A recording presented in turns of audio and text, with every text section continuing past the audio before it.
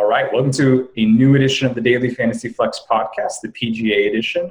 We're sitting here and it's technically March 1st, so progressing throughout the year. We sort of heavy into NBA, but getting into really good PGA season as we progress towards the Masters and then other majors. It's been a fun time doing these podcasts, beginning 2017, and appreciate you guys tuning in as always.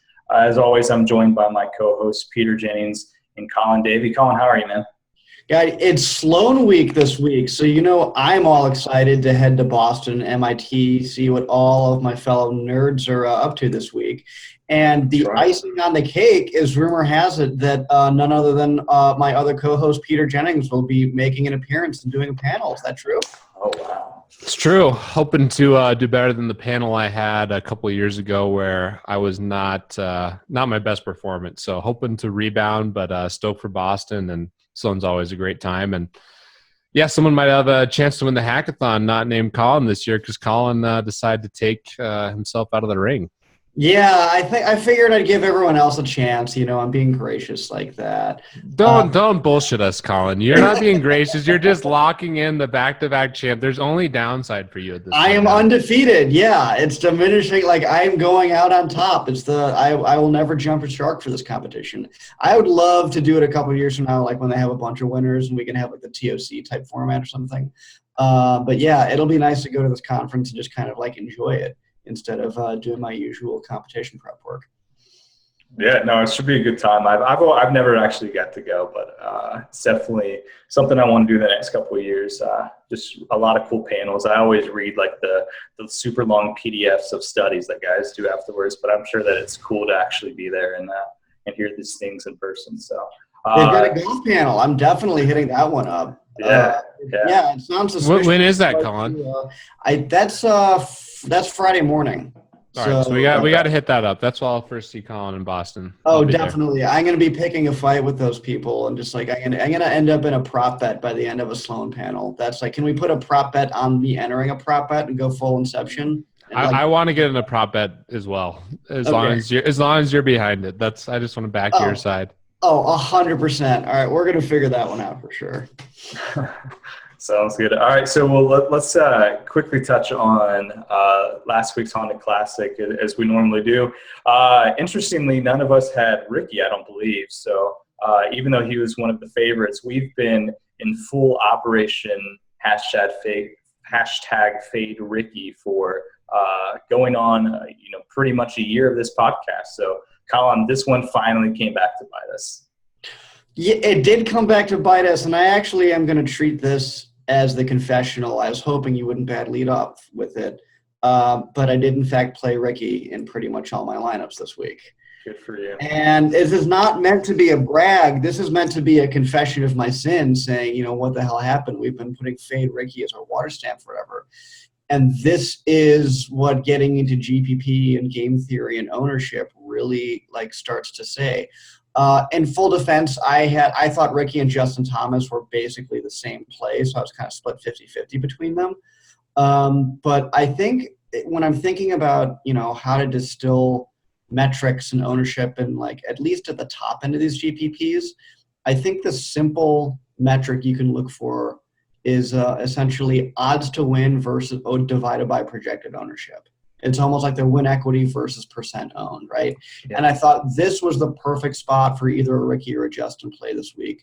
It was a flat field, so everybody had decent win equity. There wasn't a favorite because none of the big four were playing this week.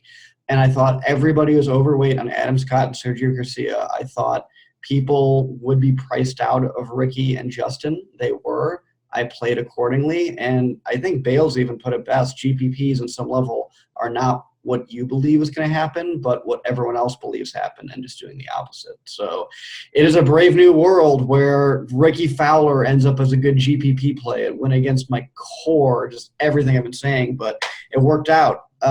Pete, how's your exposure? Did you see the same thing, or who are you heavy on the top guys? And what are you liking? What are you regretting?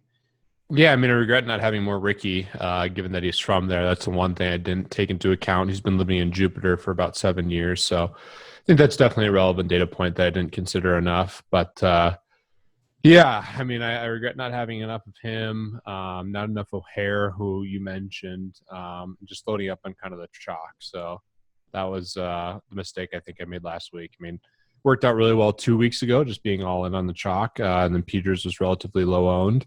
And this last week, it was just challenging in that a lot of the chalk busted, and the game theory stuff definitely came to fruition. So yeah, I think I could have been a little bit better in that regard, and I wish I would have thought a little bit more about Ricky, his ownership, and the narrative of him being from that area.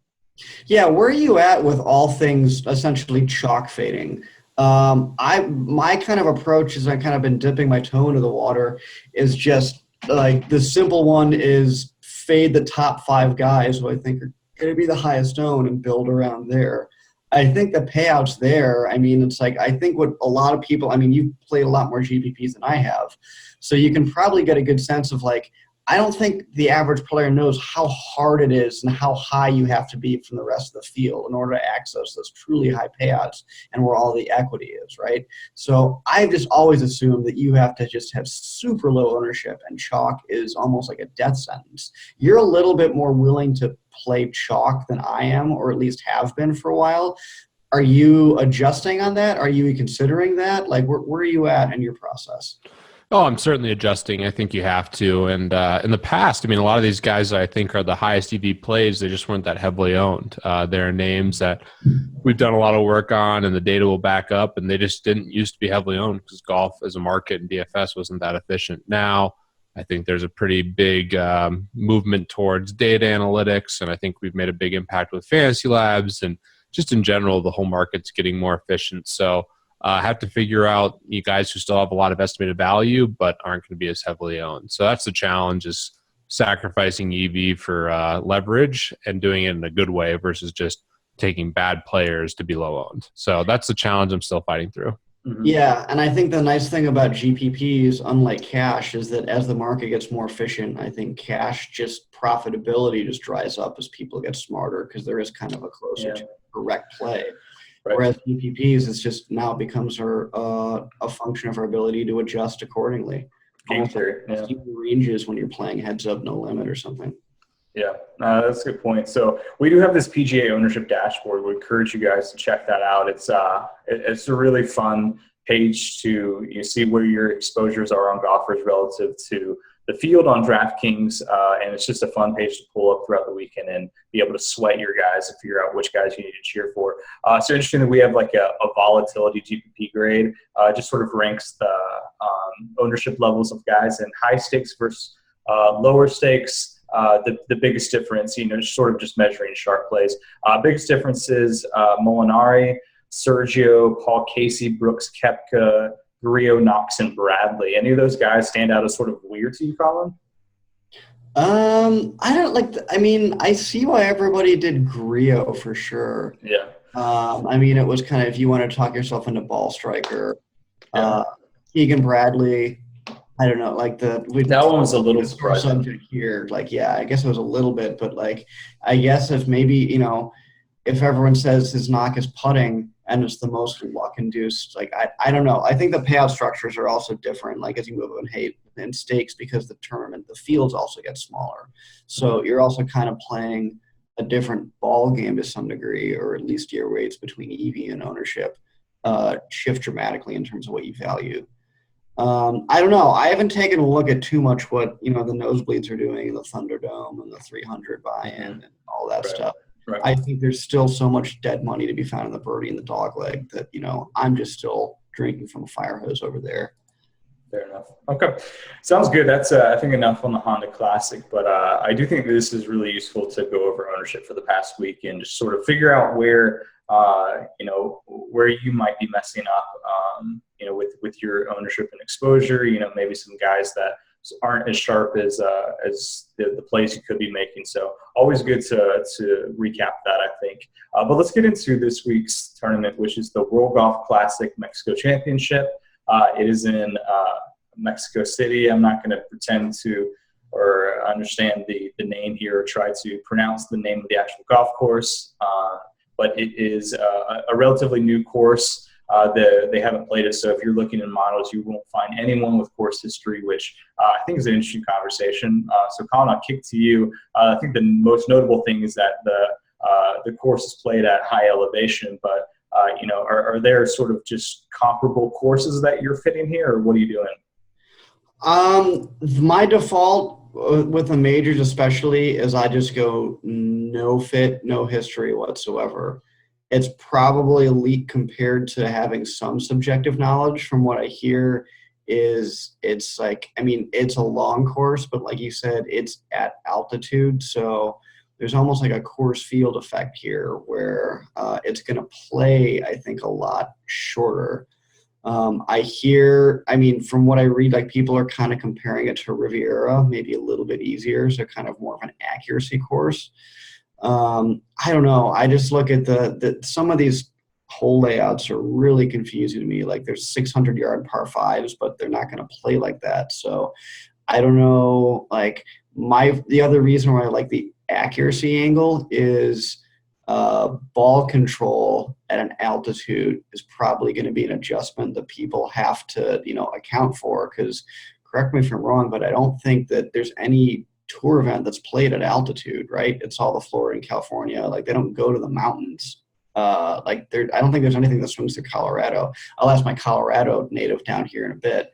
But I guess like for people that can control where the ball goes, and that goes with controlling their distance as well as like where it is on a lateral movement, I guess that would be a premium, but that's just me hypothesizing. So I'm hoping Pete can do some research here and kind of bail me out, as well as telling us what it's like to play golf at altitude in Colorado, for example.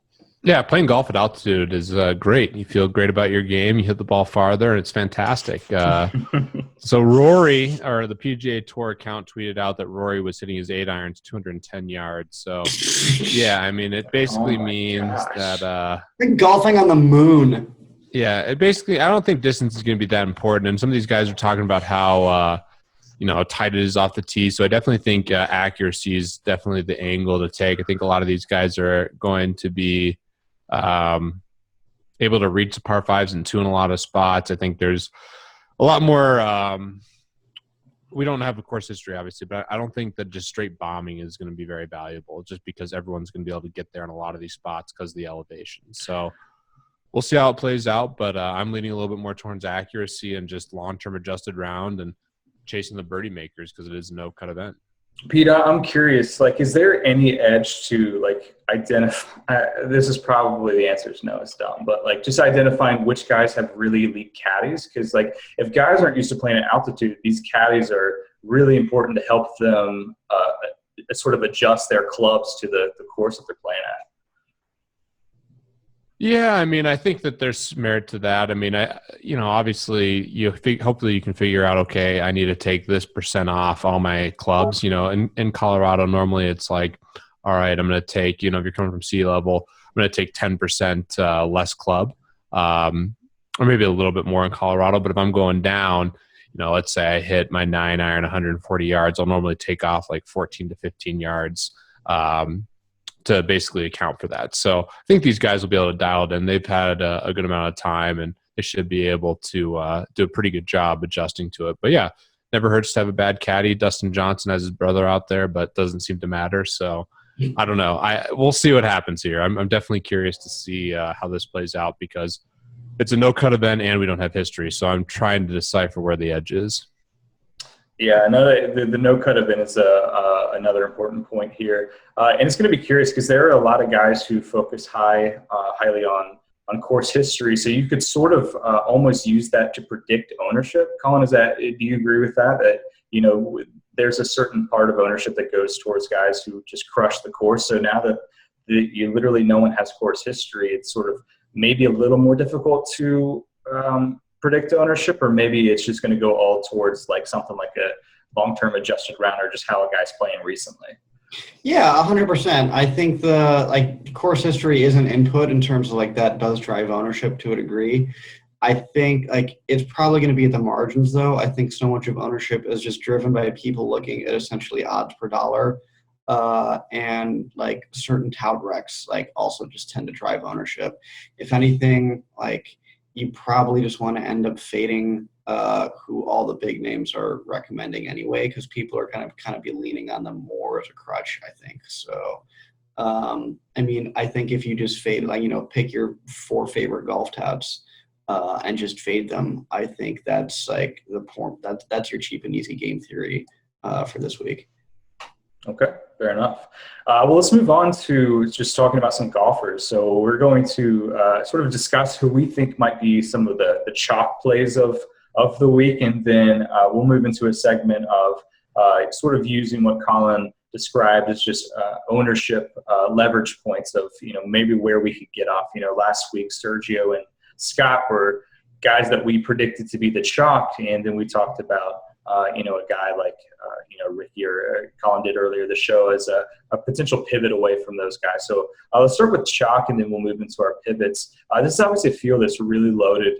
Jason Day is not in the field. He had a withdrawal, but we have Dustin Johnson, Jordan Spieth, Rory, Matsuyama, Stenson at the top. Those are the top 5 golfers here, and all coming into this tournament playing really, really well. So we have them, and then we also have guys that just seem to be really, really low priced. JB Holmes is like almost min price this week, despite playing really well lately. So I think a lot of interesting golfers here. But Pete, I'll start with you. Just sort of, first glance and making some lineups here. Like, who do you think is going to be pretty chalky this week? Well, I think Stenson's going to be pretty heavily owned at 10-3, especially if you want to take the accuracy angle. His 3-wood should go like 320 yards at this elevation, so he should be able to place wherever he wants. I think he's going to be a pretty heavily owned guy at the discount relative to these other studs. A lot of people will go stars and scrubs, so I think Rory, Dustin Johnson, Spieth will all be heavily owned relatively as well. I know we have Rory pretty heavily owned at this point. I think he'll be lower than some of these guys by a degree in the lower stakes, but I think he'll be heavily owned in the high stakes. Outside of that, I mean, I think Adam Scott at 9.2 is really intriguing now. Mickelson at 7,600 stands out as a price play. Martin Keimer just played well, so maybe he'll be somewhat heavily owned because of the recency bias. But, yeah, I think a lot of those guys will be up there. Justin Rose is, I guess, another one, but probably just stole a lot of the answers from Colin, so I want to leave at least a couple guys. Well, I mean, kind of, but like, and in your defense, I think it's really tough to pick out like who's going to be chalk versus like there's not a clear cut like Ricky and Justin Thomas situation like there was last week, because there's so many great options to choose from, and there's so many cheap people here at a no cut event that it's tough to figure out like which ones of the stars are going to be chalkiest. I agree with your take, though, that Stenson is probably going to be the chalkiest. And I have a hidden angle why, because last week, remember we talked about, we're debating if Rafa Cabrera Bello was going to be chalk, right? And my question is, how much does Euro ownership carry over where he's massively popular? You said not a lot. I thought it might be a little bit more. He ended up being 20%. I think it's pretty high. I'm willing to think that Euro ownership carries over a little bit more into PGA events.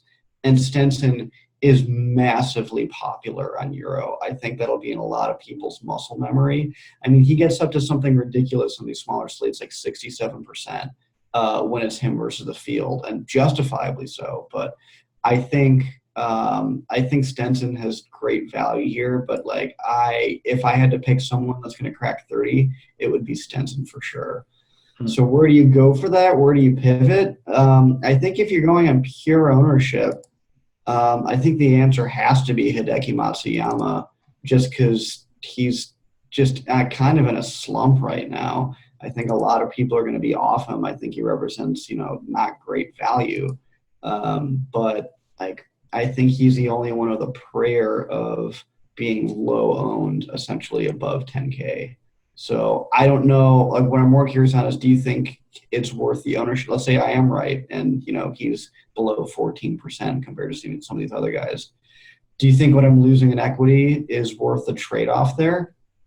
I mean, I love Hideki this year, so I love Hideki this week. I think he's a great pivot play in terms of ownership. And, yeah, I think he'll be the lowest owned of Spieth, Rory, DJ, and even throw in Stenson in that mix. So. Oh, yeah, because Stenson's going to be number 1, like followed by Sergio at number 2, I think. Oh, the other angle I forgot. Does it matter? Dude, like, is there a Spanish language angle between Sergio and John Rahm here playing in Mexico. Sure, if you want to make that as an angle. Oh, I like it. I like it, Colin. I don't really look at their Wikipedia flag whenever, but like I don't know, like being from Spain, yeah, I've looked at kind of like the home country advantage and internationaling a couple times. Like I can't find anything in data. I'm just curious how you think. Like if you really wanted to game that out, how does that play out? I don't know. Yeah, I mean speculation. Home country versus lots of speculation. Yeah, I agree. I mean, confirmation bias if you're right, and then if you're not right, blame it on something else. Yeah, exactly. Do you guys think there's anything to like, some of these guys that we just watched last week, like even take Sergio. I mean, who played pretty well. He was a chalky guy, and he was up at he was at 10-9, so almost 11K. And this week he is, where is he?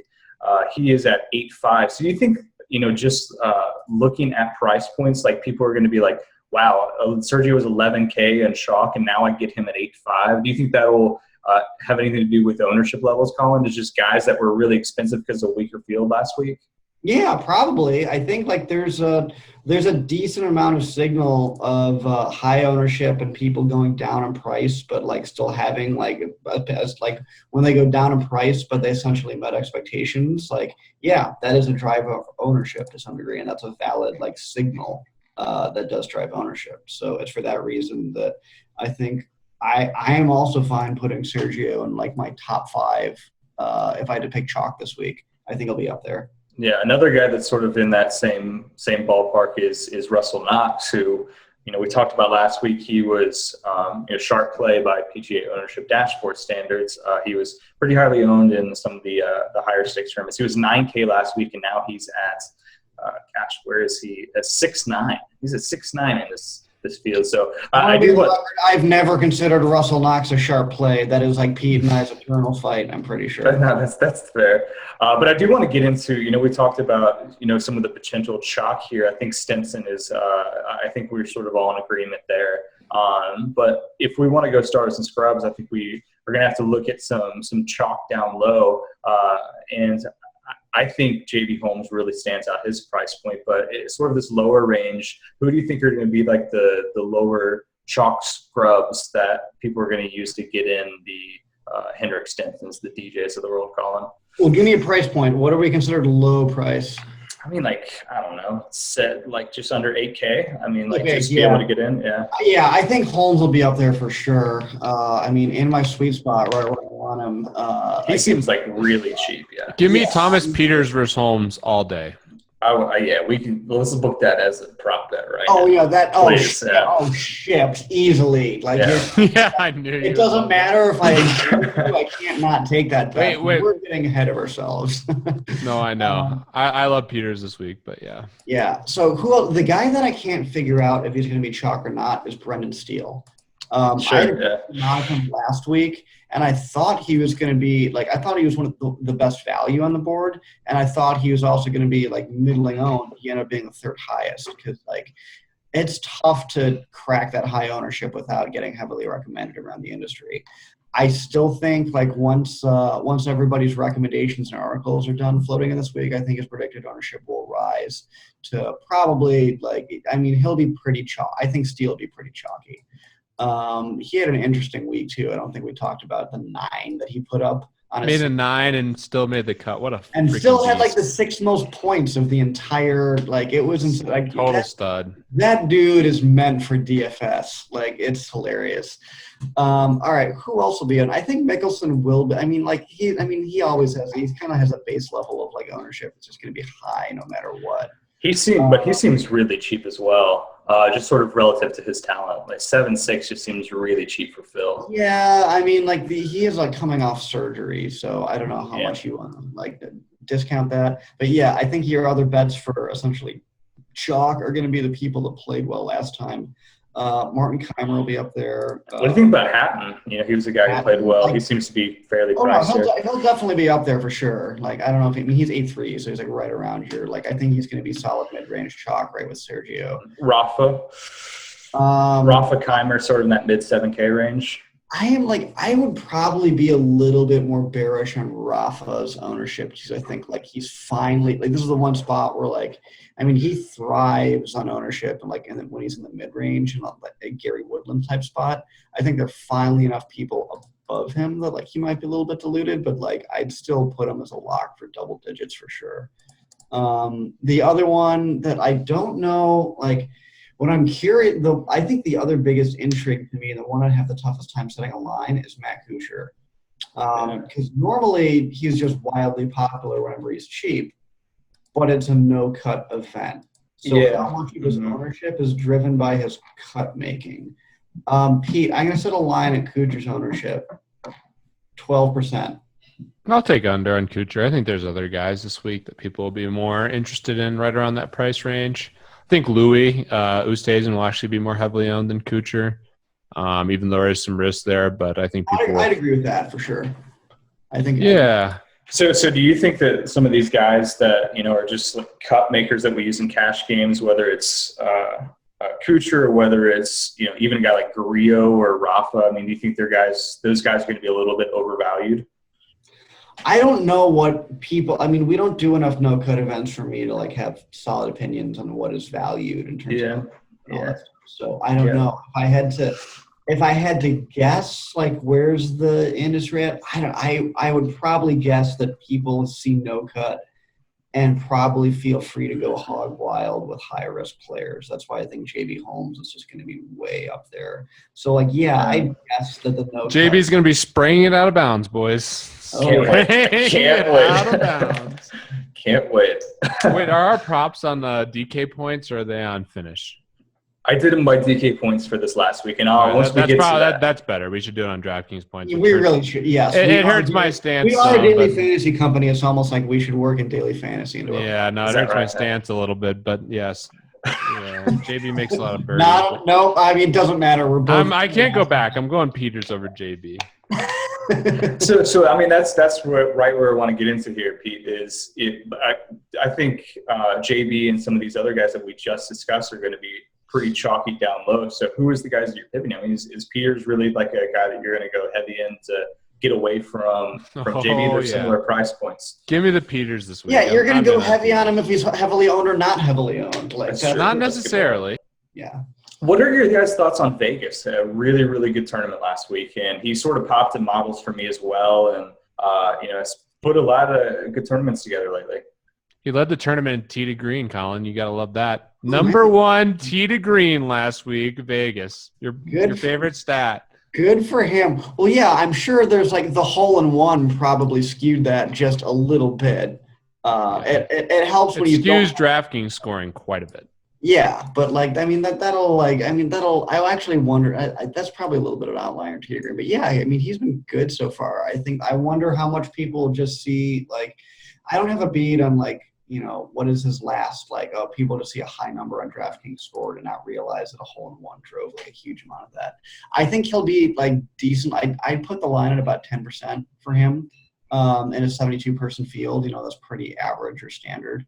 I don't know. I think he's almost like a perfectly neutral play for me. Interesting. Okay. Yeah, there's some value in the upper mid-tier maybe potentially in terms of ownership. I think like Snedeker might not be as heavily owned as potentially should be. I think that Keimer will be heavily owned. So anyone in that like mid-sevens and up will be pretty low owned. Patrick Reed, I've heard really no one talk about him. He's relatively cheap, so I think he's interesting. Bubba's a guy I wouldn't touch with a 10-foot stick this week, but not the slightest. Yeah. So we talked about. But he'll be low owned. We talked about this little off pod, and I'm not sure we had a good answer, but I'll just throw it in here to the pod just so people can hear us not have a clue on the pod. But I was asking these guys in like a sport like MLB, like we have some indicators when a guy's going to come out of a slump. Like he's not hitting the ball well. We can see that. His exit velocity is increased, and that might be a potential indicator that he's going to get out of a slump. In golf, we don't necessarily have that, and so I was asking Colin and Pete, like, is there any potential statistical indicators, or maybe Pete, who watches a lot of this is something he's looking for, whether it's just better putting or better reading. Colin, I'll kick to you first. I mean, do you have any more thoughts on that? So I think our standard stock line is putting is always 150% luck. It's complete randomness. There is no skill in putting. That's what the data says. I'm exaggerating here, obviously. I mean, there's definitely some skill. Yeah. But yeah, that's the easiest one to try to look at. All right, well, if you see someone is underperforming, how much of it was putting?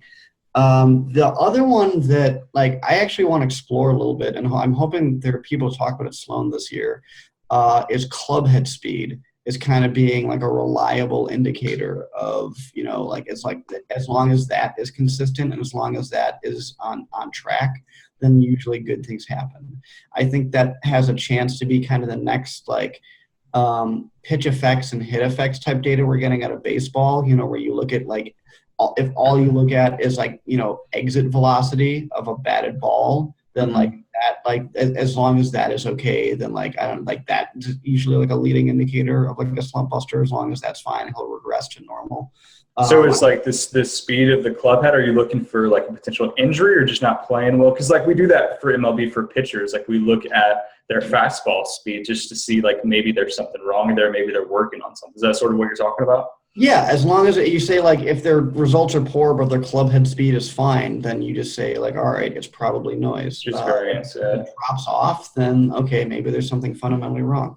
Yeah, that's a good thing. Pete, do you have any thoughts? I mean, I'm particularly sort of thinking like a guy like Brooks Koepka. Like he is a guy who sort of continually pops in models, especially the last 2 weeks. Like I think we can all agree, like super, super talented guy, but just doesn't seem to have it in the last couple of weeks. Like, is it like what would you be looking for to be like, all right, I want to get back on Koepka this week?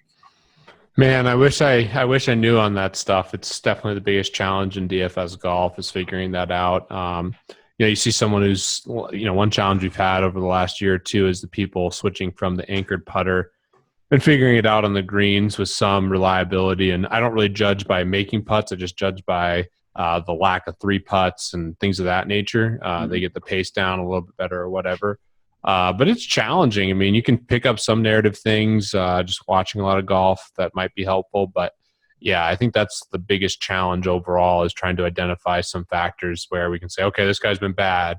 Now he's going to be good because that's the secret sauce. I mean, if you could figure that out, you'd be a print machine. Of course, yeah. Worth thinking about, you know, maybe there will be some studies or something done. Colin, keep your eye out in Boston to see if you can come across anything in that regard. But before we get into props, I mean, any other guys that you want to discuss here in the field? I mean, it's definitely a loaded one. We've talked in other podcasts and some content before about no-cut stuff. But, yeah, I mean, any other guys that you want to sort of identify as guys that you like this week?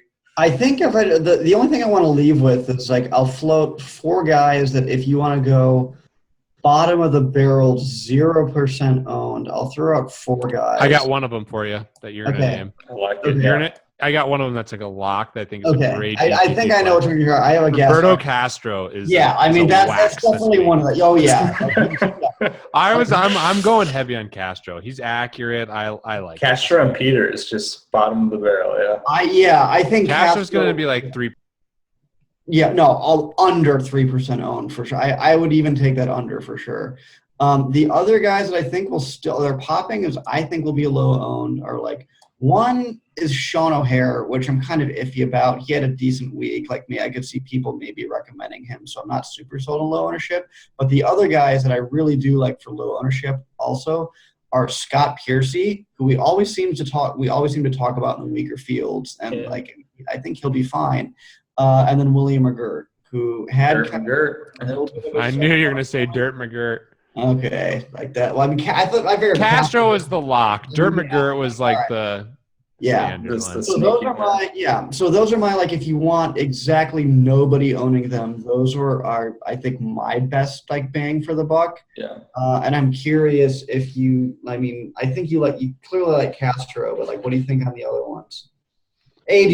They'll be low owned. O'Hare will be more heavily owned than the other ones. I think people are catching on to him. That was my biggest regret last week was not having enough of him because I like him. I played him a lot the last couple of weeks. Yeah. Yeah, McGirt. I mean, he's fine. It's just like I feel like you take McGirt in fields where it's a little bit weaker and it's a very specific course fit. I mean, I get it. He's going to be low owned. He's cheap. You can fit in some other guys that are really interesting. Like McGirt and Matsuyama as a combo. It has to be a lot of leverage. So I understand it, but I don't love the play. I think Castro's like really sharp. Okay. There's a guy that, I usually build several models and sort of see which guys pop. One guy that keeps on popping a little bit here, I'm trying to figure out why. I was hoping maybe you guys could identify it, is Bill Haas at 7K. Any clue, Colin, why he might be popping? I mean, his long-term and recent form seems to be pretty solid here. Yeah, I don't know. I think that's just kind of. He doesn't stand out as like a hugely like. Maybe I'm playing blind with no course fit and history here, but I mean, he's just kind of that mid-range solid. Like, I think he'll be average owned at this thing. I think he and Vegas are kind of also a perfectly neutral play for me. So just the most average golfer, yeah. Perfectly priced. Yeah, yeah. Fair enough. It's like his D&D alignment is true neutral. Fair enough. Okay. Let's take a couple props. I'll introduce the how we did last week because it was entertaining. 4-0 from your man right here. Colin went 2-3, and Pete, I hate to break it to you, buddy. 0-3 on the inaugural prop. Was that 2 of 3 Russell Knox, and who was my other one that was bad? You had Knox. That was not good. And then you had Peters. Damn it. My 2 horses letting me down. Double down. Just pick Russell Knox versus everybody. I can't. Crush the bank account, crush the pride, crushed everything, public humiliation. Yeah. But at least I went down with my guys. I'm fine. I'm fine going down with You did get some leverage. We had I had Rafa versus Pete Fitzpatrick and Colin's Keegan Bradley. So that one let you down. Colin had some equity on Keegan in a couple bets there. He let you down. Oh man! Anytime you can go all in on Keegan, you got to do it, right? Yeah, 100%. Putting's all luck. Yeah. I'll take John Rahm versus anyone under 9K if anyone wants to do that. I know. Colin does. I don't think he's like a great play. Just like I'm gonna go to one of my horse guys. No, you should. I don't like anyone under no. I mean, no. I think he's a good play too. I mean, like if you want to parlay that and do a pairing, I'm not gonna take him versus like Adam Scott though. Yeah, the problem is there's no guys that are even sort of close to him under 9K. I don't think. I thought one of you guys would bite on Sergio over Rahm, but I guess I'm wrong. No, I mean it's kind. I mean, he would be the only other one, but no. All right. Yeah, I mean Justin Thomas is a little intriguing if you just want to go win equity, but. That's tough. All right, how about this? I'll do a snake draft, 2 versus 2, and then I take Knock. I have another one. We have Peters versus Holmes locked in already. Yeah, right? Oh yeah, please. All right, let's double down with Peters here. I'll take Peters. I'll take Knox versus Holmes too. I'm just gonna go on the Holmes fade. Yeah, I can't turn that one down either. I'm just giving away some EV. Do you want any sides of those one way or another? I mean, I think I'll just take my guys versus Holmes. I'm shorting Holmes this week, but you got to give me some EV back, Colin. All right, that's fine. Who am I going to go? Which one of my guys am I going to go in on? I'll give you Hatton versus anybody under 9K. I'll take Sergio versus Hatton. Okay. I'm okay. Yeah, I'm giving you a little back, but that's fine. That's fine. That's good. This is good. That's fine. You like your margins better, and probably rightfully so. I'm counting Hatton as an adopted because I think we basically discovered him well before anyone else. Oh, Hatton is a goat. He's good. We're Hatton hipsters over here. We liked him before he sold out. We love Hatton. Well, what are you guys' thoughts on we can do a prop or not, but just these top guys. We didn't sort of talk about them, but DJ, Spieth, Rory, just independent of ownership, just in that salary, just who do you like the most? I think it's pretty fairly priced. DJ is just always rating high because he's such a birdie maker, so I have him as the number 1 here. I think Spieth and Rory are really close.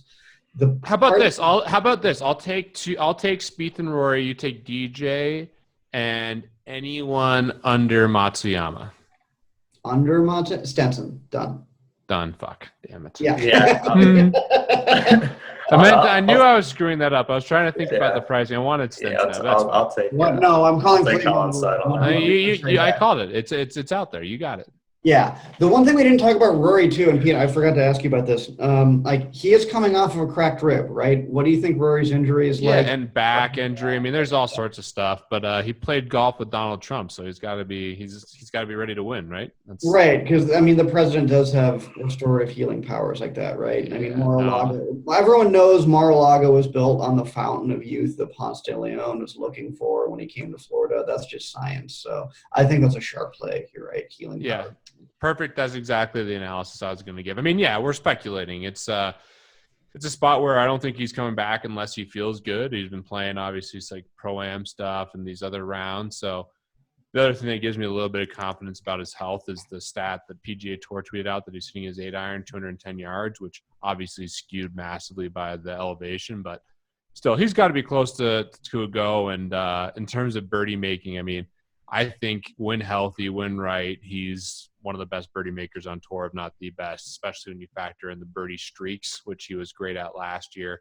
I believe he was second in weighted birdie average last year. So I think Rory's a great fit in terms of a no-cut event, and I think he makes a lot of sense. I do prefer just in straight value. I think that Spieth and DJ are probably better plays, and definitely Stenson. But, yeah, he's fine. I mean, you can make an argument for any of these top guys. Yeah, and I'm really having a tough time separating between any of them. So maybe that just means that there's not as much game theory edge, but we'll see. Stenson's the best because he's the cheapest and the best value and kind of the way things are. And if you're going accuracy, how do you short the maybe the best ball striker in the world? This GR stuff is ridiculous. I think this range between 7K and 7.5 is really interesting. So Pete and Colin, why don't you guys do a snake draft, just guys between 7 and 7.5? Okay. All right, you want first pick or second and third, bud? I'll take first 7.5. I'm going to surprise myself and go Keimer. I thought he was the first pick. Yeah, I agree with that. That's where I would have taken first.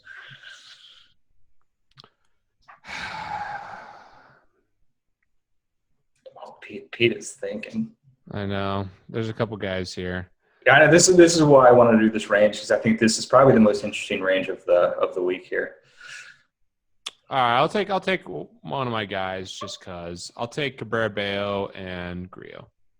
I knew Grillo was going to be one of them. Yeah, right? I thought Rafa was a clear number 2 there.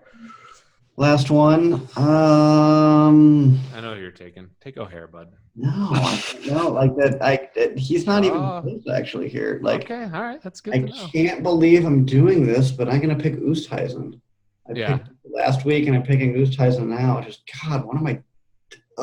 It makes sense. Oosthuizen's the play. Yeah. I think his odds are fantastic. Yeah, I think so too.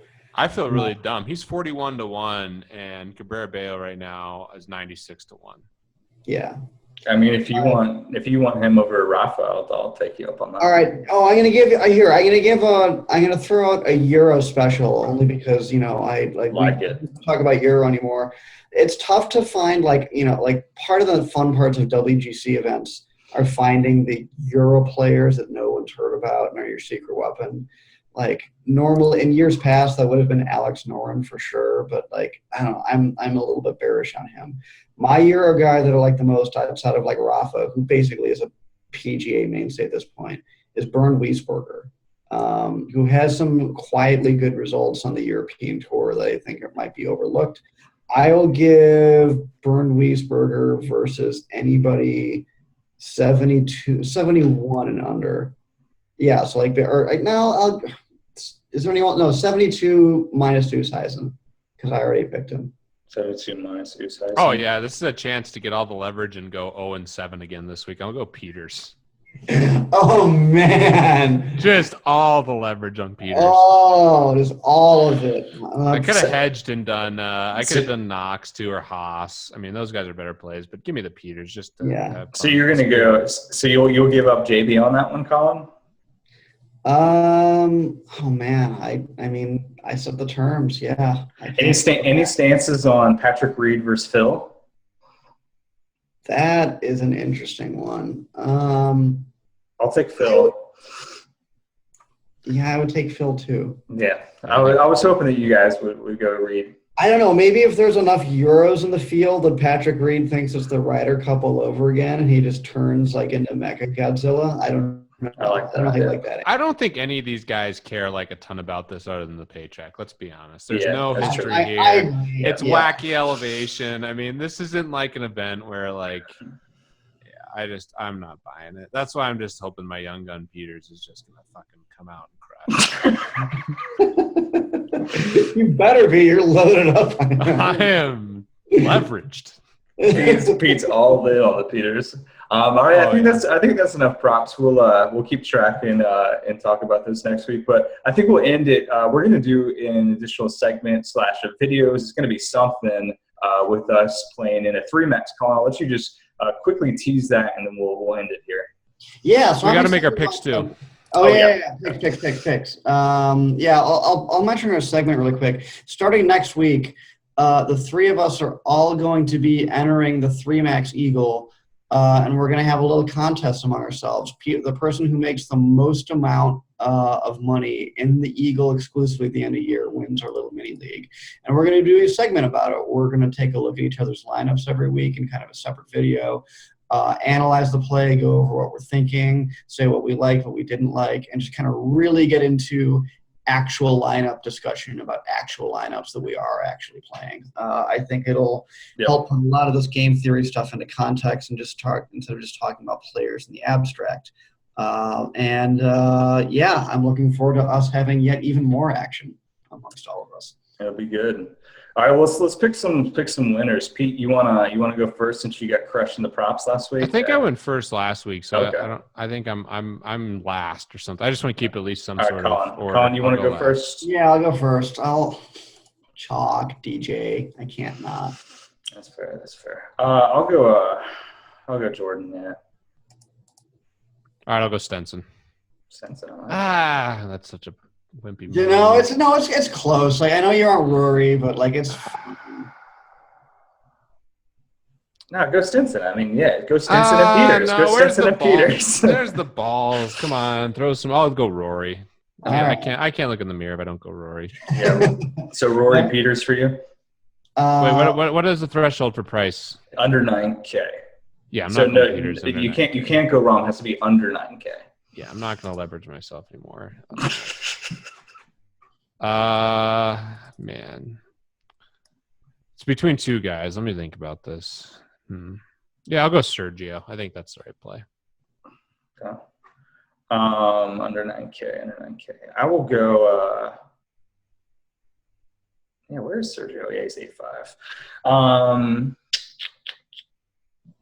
I will go Justin Thomas. It's a good play.